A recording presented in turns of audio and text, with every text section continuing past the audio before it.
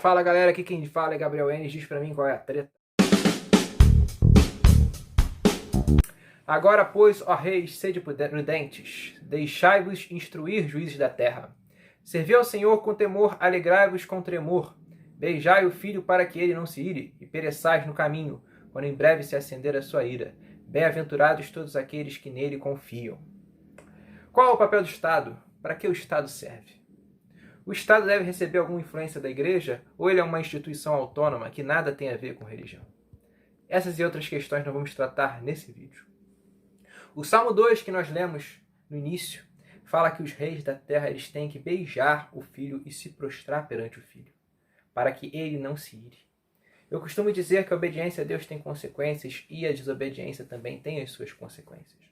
No caso do Estado, a consequência da obediência é o sucesso na administração, é o sucesso econômico, é a prosperidade na nação. Já a desobediência são os juízos de Deus, são as pragas, são as guerras, são os males. A Bíblia é um livro que se dirige também à esfera política. É nítida a maneira como, muitas vezes na igreja, alguns acusam você discutir política como idolatria política. Você começa a discutir sobre os governantes, sobre as atitudes dos governantes, começa a cogitar qual o melhor governante, e nós somos acusados de uma certa idolatria. Mas essa idolatria não é descrita, não tem uma especificação da parte dos críticos à discussão da política na igreja. A igreja tem sim que estar envolvida em questões que envolvem a gente delimitar que tipo de governante nós queremos para a nossa nação e qual tipo nós não queremos. E qual deve ser a regra segundo a qual a igreja, segundo a qual nós cristãos avaliamos os políticos. A palavra de Deus. Para que o Estado serve? O Estado serve para fazer justiça, grosso modo. A esfera de responsabilidade do Estado é a esfera de responsabilidade da justiça. A igreja tem um papel, a família tem outro papel. E o Estado tem o seu próprio papel, que é fazer justiça. O apóstolo Paulo diz em Romanos que os cristãos de Roma não precisariam se preocupar se eles procedessem bem, porque se eles fizessem o bem, eles teriam o louvor da autoridade. Ao passo que se fizessem o mal, a autoridade estava lá para ser um terror. Então, o Estado legítimo ele deve ser um terror para as más obras, não para as boas obras.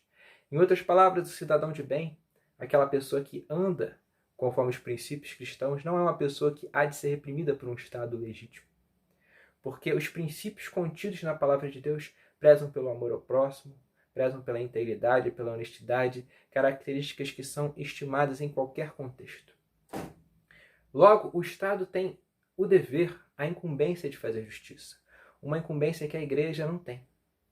A igreja tem uma esfera de responsabilidade diferente, a esfera de responsabilidade da fé, da pregação da palavra, da administração dos sacramentos ou ordenanças. Isso acontece na igreja, ao passo que a justiça deve ser executada pelo Estado. O Estado deve punir os malfeitores, o Estado deve fazer justiça. Mas não é porque existem duas esferas de responsabilidade diferentes que a igreja não tem uma interface com o Estado, que a igreja não deve falar de política, não deve falar do Estado, não deve criticar o Estado ou, eventualmente, louvar o Estado pelas suas atitudes. Mas existe sim uma relação entre a igreja e o Estado. Nós vemos isso claramente na palavra de Deus. Nós vemos que a palavra de Deus, por mais que professe claramente a soberania das esferas, ou seja, igreja, igreja, Estado, Estado, a igreja ela tem um papel profético. Nós vemos claramente que os profetas do Antigo Testamento eles eram levantados para falar contra a impiedade, contra a crueldade, contra a opressão e contra a idolatria dos reis do seu tempo. Nós vemos na narrativa do profeta Elias. O profeta Elias confronta Acabe, um rei que havia se tornado ímpio. Um rei que havia apostatado da fé no Deus de Israel. Um rei que havia ido após outros deuses, sobretudo após Baal. Baal era uma divindade fenícia, que segundo os fenícios era responsável por ocasionar chuvas. Então Baal era um deus que proporcionava todo um sustento econômico para a nação de Israel na concepção do rei Acabe. Só que Elias, motivado pelo Deus verdadeiro, confronta Acabe e diz: por 3 anos não haverá de haver chuva sobre a terra. Não haverá chuva sobre a terra. Então Elias estava atacando o quê? A falsa fé que os israelitas que haviam ido após Acabe e o próprio Acabe depositavam no Deus Baal. E durante 3 anos, vocês sabem, não chove. A terra experimenta uma seca. Nessa seca, o poder de Baal é questionado. A seguir, Elias confronta os profetas de Baal e demonstra o poder do Deus Altíssimo diante dos outros deuses. Elias, como parte do povo eleito, desempenhou o seu papel profético, e a igreja deve desempenhar um papel profético. Alguns podem pensar, o povo de Israel era o povo eleito de Deus, isso não se aplica às outras nações. Mas a grande verdade é que se aplica. Porque na palavra de Deus você vê, principalmente nos profetas menores, confrontos contra reis de outras nações. Então, inclusive reis, inclusive líderes políticos de outras nações estão sujeitos ao juízo divino. Deus julga mesmo os povos pagãos, mesmo os povos que não estavam debaixo da aliança no Antigo Testamento, eles eram julgados por Deus, eles experimentavam o juízo. Por quê? Porque Deus estipulou a sua lei para que ela nos permita viver bem. A lei de Deus tem esse propósito, nos permitir viver bem, nos permitir viver de forma próspera. Ao passo que quando nós a desobedecemos, nós enfrentamos as consequências. Então não há como um Estado na base da tirania, na base da opressão, sobreviver por muito tempo. Ele tem o seu fim decretado por Deus. Nós vemos isso claramente ao longo das Escrituras. Nós vemos que Deus julgava as outras nações. As outras nações não estavam isentas do juízo divino. Deus é um Deus justo, mas Ele é também misericordioso.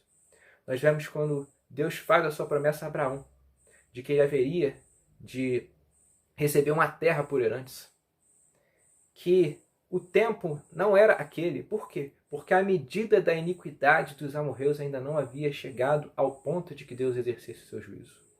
Então, nosso Deus é um Deus paciente, um Deus misericordioso. Um Deus que constantemente alerta. Um Deus que constantemente confronta. E quando os povos, eles na sua iniquidade, perseveram nessa iniquidade, eles enfrentam o juízo. E foi exatamente o que aconteceu com os amorreus. E foi exatamente o que aconteceu com outros povos no decorrer da narrativa bíblica. Então nós, como igreja, nós temos um papel profético de confrontar os líderes políticos, de confrontar os erros, os equívocos dos líderes políticos, confrontar o pecado deles e confrontar a idolatria deles. Qual é a idolatria deles que mais é notável nos dias de hoje? É uma idolatria das ideologias. Uma ideologia nada mais é do que uma religião política.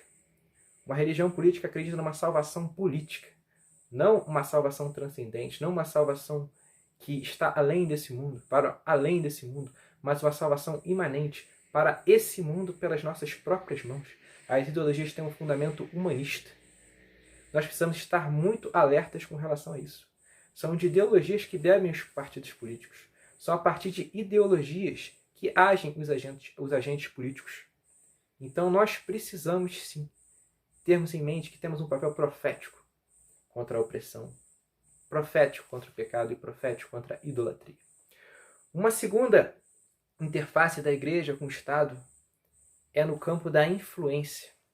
Nós vemos claramente na narrativa de Esther um livro em que existe uma narrativa política que Esther se casa com o rei Assuero, o rei da Pérsia, e ela influencia o rei para que o seu povo viesse a ser preservado. Então, Esther não atua diretamente na política, mas ela influencia. Influencia para que o rei agisse da melhor maneira, poupando o povo eleito. Então a igreja ela deve sim influenciar, não efetivamente governar, mas influenciar, para que a política seja feita da melhor maneira, de forma alinhada com os princípios bíblicos que são bons para todos nós, não só para cristãos, mas para também não cristãos.